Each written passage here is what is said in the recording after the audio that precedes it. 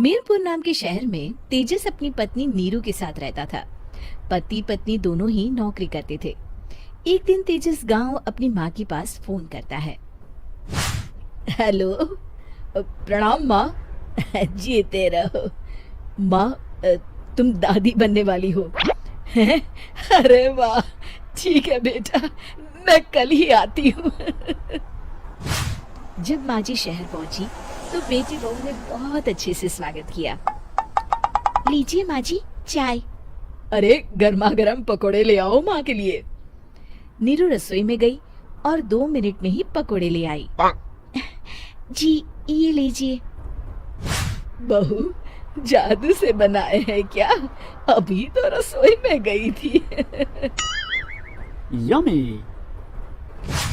माँ जी, शीला रसोई में पकोड़े तल रही है, मैं बस लेकर आई। हे भगवान, मेरा धर्म भ्रष्ट कर दिया तूने। अब तो गंगा जल से शुद्धिकरण करना होगा। दूसरे दिन, माँ जी मैंने नाश्ता बना दिया है, ऑफिस जा रही हूँ। पर अभी तो घर का सारा काम पड़ा है। शीला आती ही होगी, झाड़ू पोछा बर्तन कपड़े वो सब कर लेगी। हमारे जमाने में घर का सारा काम हम ही करते थे।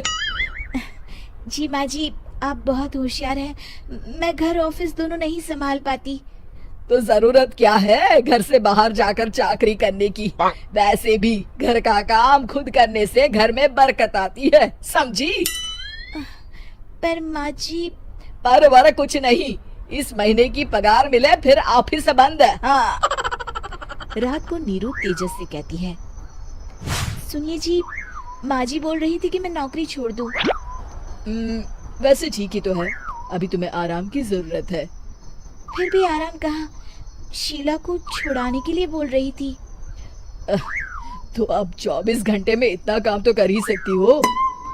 पर जॉब पसंद है मुझे, घर पर मन नहीं लगेगा। अगले दिन जब दोनों ऑफिस के लिए निकल रहे थे, मेरी तो कोई कीमत ही नहीं है इस घर में। माँ जी, आजकल महंगाई बहुत है, रहन सहन भी बदल गया है, दोनों नौकरी करते हैं तभी ठीक रहता है। अच्छा, तू कहना क्या चाहती है? मेरा बेटा तुझे बिठा के खिला नहीं सकता? तू ही इस घर का खर्च चला रही है, हैं? नहीं माँ जी, मेरा वो मतलब नहीं था। मतलब खूब समझती हूँ, ये बाल धूप में सफेद नहीं किए मैंने। हाँ। अब तो ये रोज का काम हो गया था। तेजस भी रोज की झिकझिक से परेशान हो गया था। एक दिन उसने कहा, नीरू, वैसे भी तुम्हें मैटरनिटी लीव मिलने वाली है, तो अभी से ही छुट्टी ले लो। पर क्या, मेरी सैलरी अच्छी खासी है। आखिर नीरू ने रिजाइन कर दिया। जब बच्चा हुआ तो घर में सब बहुत खुश हुए। कुछ दिनों बाद तेजस फाइल देख रहा था। क्या हुआ तेजस, कुछ परेशान लग रहे हो? हाँ, वो हमारी जितनी सेविंग्स थी वो तो हॉस्पिटल में और छठी के फंक्शन में खत्म हो गई है नीरू। और अभी वैसे मंदी चल रही है तो मैं बोल रही थी कल मुन्ना को हेपेटाइटिस का टीका लगवाना है। नीरू, क्या पोस्टपोन नहीं कर सकते? नहीं जी, बिल्कुल नहीं। अब तेजस को समझ में आ रहा था कि उससे गलती हुई है। पैसों की कमी का असर घर के माहौल पर भी पड़ रहा था। अगले दिन, बेटा मेरा चश्मा और ये दवाइयाँ ले आना, पर्चा देते हुए माँ जी ने कहा। जी। तेजस, मुन्ना के लिए दूध का डिब्बा और डायपर भी ले आना, और ये किराने के सामान की लिस्ट है, इसे भी लाना है। तेजस गुस्से में लिस्ट मरोड़ कर फेंकता है और चिल्लाता है, पैसे क्या पेड़ पर उगते हैं? ये ले आना, वो ले आना। अरे पर ये जरूरत का सामान ही है।